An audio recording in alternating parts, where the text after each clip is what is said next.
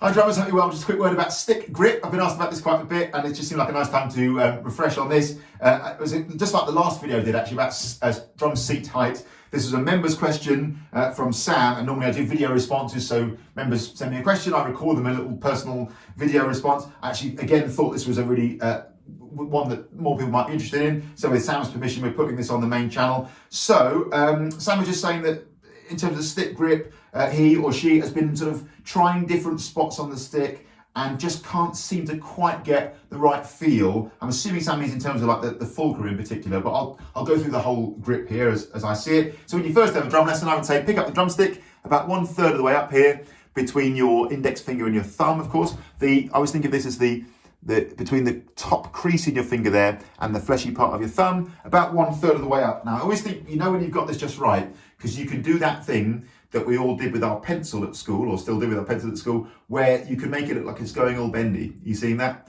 The kind of optical illusion bendy stick thing. There we go.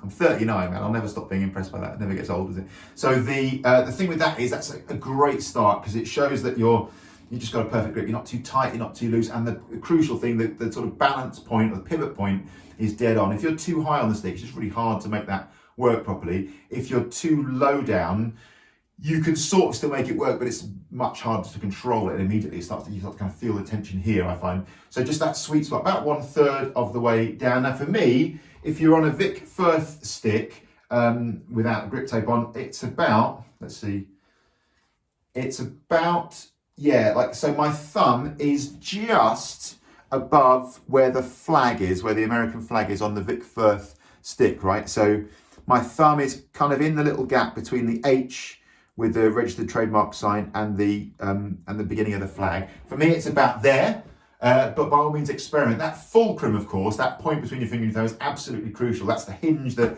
makes this thing work, and that's when you're playing things like, you know, finger control and all that kind of stuff, and also just generally in terms of your comfort and the relaxed nature of your playing. It's absolutely huge to get that dead right.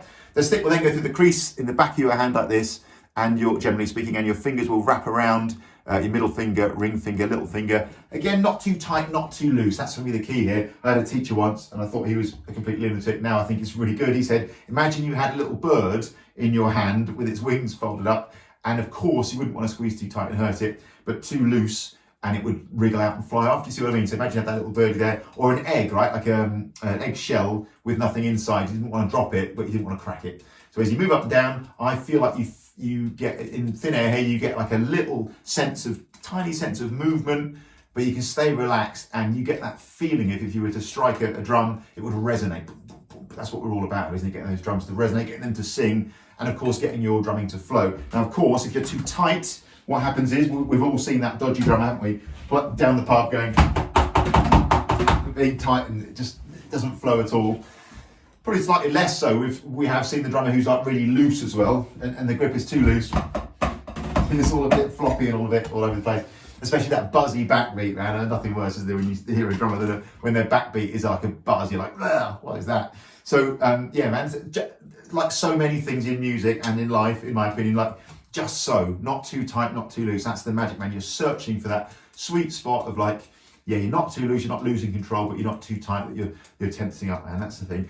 Yeah, so that's kind of what it boils down to. That sweet spot of the fulcrum is really, really important. So going back to this, if you can do the bendy pencil, I'd say that's a really, really good place to start. But then just things like, you know, drop the stick on the drum, do like a buzz stroke where you drop it, and what you should hear as you drop it, and obviously releasing your 3 fingers at the back here, you'll get that sense of the stick bouncing, I would say 6 or 7 up to about 10 times, and then coming to a halt, man. You hearing that? You see that?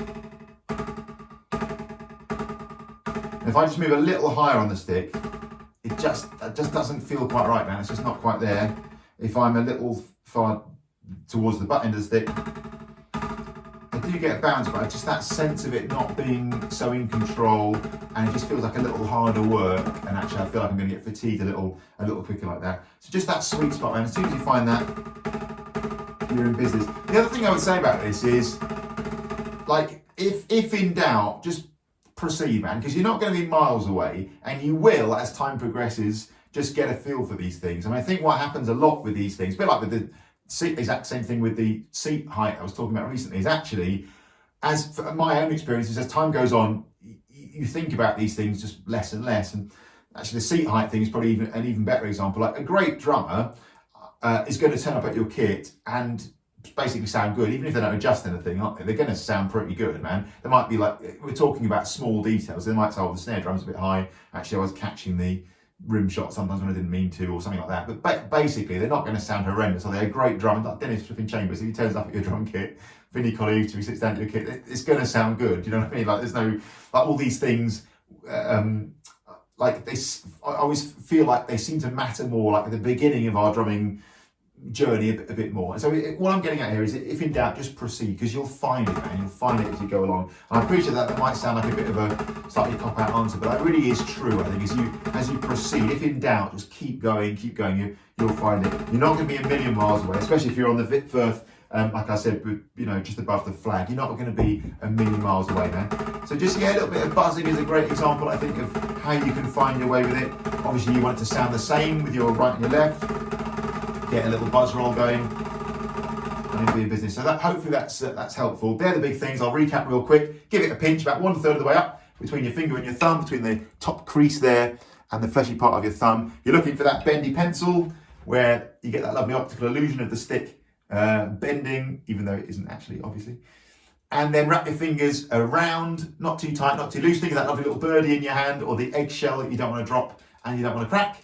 And then, then you're in business. As you move your wrists up and down to play in midair, you feel and maybe even hear that tiny bit of movement of the stick in your hand, but there's just no question you're going to lose control of it. If you imagine striking a drum there, it would resonate, it would sing, it would vibrate in the way that you want it to. And then, then you're kind of in business, man. I would say get onto the drum, some single strokes, it's bouncing back nicely and feeling good. You're in business. The age-old thing, which is dead right, I think, and this advice has been in place since drummers were hitting drums, but I think it's always great advice, is imagine the tip of your stick was a ball, like a basketball, that you were throwing down, and this is for a regular hit, a tap stroke, you were throwing down, it was bouncing up in that manner. So single stroke roll, it's like dribbling two basketballs, man. Bum, bum, bum, bum, bum, bum, bum, bum, bum. Or in a great drum book I was looking at today, it said, imagine you had a tennis ball in your hand and you wanted to bounce it on a hard floor, like a gymnasium floor, or on a patio, with the so that enough that a tennis ball would bounce back off the ground and come back to your hand. And that's the feel, just like bouncing a ball. It's the best analogy I know for that, for the actual movement of the stick. And then a buzz stroke, I think, is a really lovely thing to do.